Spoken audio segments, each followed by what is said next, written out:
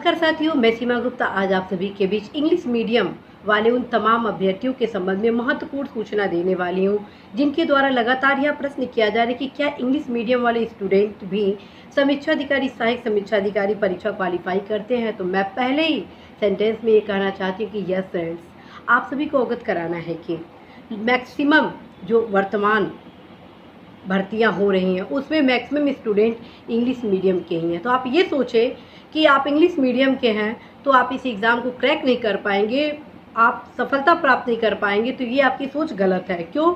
उसका कारण है साथियों, आपका मदर टंग हिंदी है और हिंदी में बहुत ज़्यादा क्वेश्चन इसमें नहीं पूछा जाता है, क्योंकि जो लेंदी आपका सिलेबस है जिसे सामान्य अध्ययन के रूप में देखा जाता है, वो प्रश्न हिंदी के साथ साथ इंग्लिश में भी पूछा जाता है। ठीक, तो ये आपकी जो समस्या थी सामान्य अध्ययन के संबंध में, वो आपका सामान्य अध्ययन का समस्या दूर हो गया। अब आया हिंदी, अर्थात प्रारंभिक परीक्षा का जो द्वितीय प्रश्न पत्र है, जिसमें 6 टॉपिक से रिलेटेड, हिंदी से रिलेटेड कुछ क्वेश्चन होते हैं, जैसे विलोम हुआ, पर्यायवाची हुआ, विशेष से विशेषण हुआ, तद्भव तत्सम हुआ, अनेक शब्दों के लिए एक शब्द हुआ।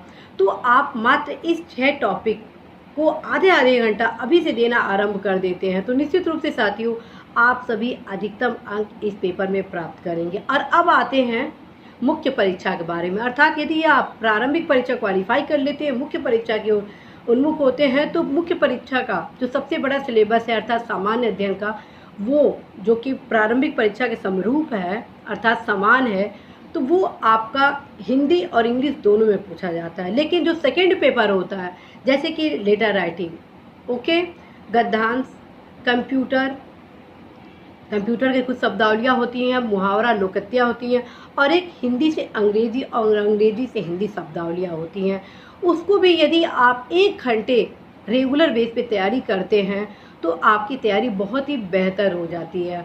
और उसका जो पार्ट सेकंड होता है ऑब्जेक्टिव टाइप का, जो कि ऑलरेडी आपका प्रारंभिक परीक्षा में तैयार आप कर लिए होते हैं, तब कहीं आपको मुख्य परीक्षा देने को सुअवसर होता है, तो साथियों उसमें बहुत ज़्यादा आपको परिश्रम करने की आवश्यकता नहीं होती है। ठीक है, तो आप अवश्य ही नियमित रूप से तैयारी करते हैं तो आपके लिए इस एग्ज़ाम में सफलता प्राप्त करना बहुत ही आसान होता है। और अब आते हैं तृतीय प्रश्न पत्र मुख्य परीक्षा का हिंदी निबंध। साथियों, हिंदी निबंध का जो मुख्य सार होता है वो होता है व्यक्तित्व का परीक्षण। यदि आप इंग्लिश मीडियम के हैं तो आपको डरने की ज़रूरत नहीं है, क्योंकि बस स्किल डेवलप करिए।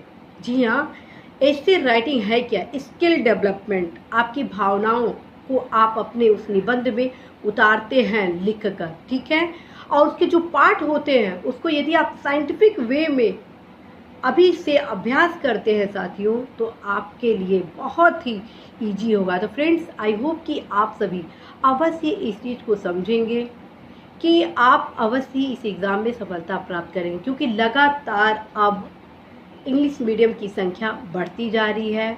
और ये भी ध्यान रखें, विश्वास से तो कुछ भी किया जा सकता है। जी हाँ, विश्वास से तो कुछ भी किया जा सकता है, और हमारी जो मातृभाषा है वो तो हिंदी है, फिर हमें इतने डरने की क्या ज़रूरत है। तो साथियों, जब हिंदी मीडियम वाले एक बेहतर इंग्लिश में ऐसे लिख सकते हैं, इंग्लिश के क्वेश्चन सॉल्व कर सकते हैं, तो फिर आप अपने मदर टंग जो कि हिंदी है उसमें आप बेहतर निबंध कैसे नहीं लिख सकते हैं। तो साथियों, जो निबंध के संबंध में रणनीति बताई गई है उसको आप अवश्य फॉलो करें। निश्चित रूप से आप सभी इस परीक्षा में सफलता प्राप्त करेंगे।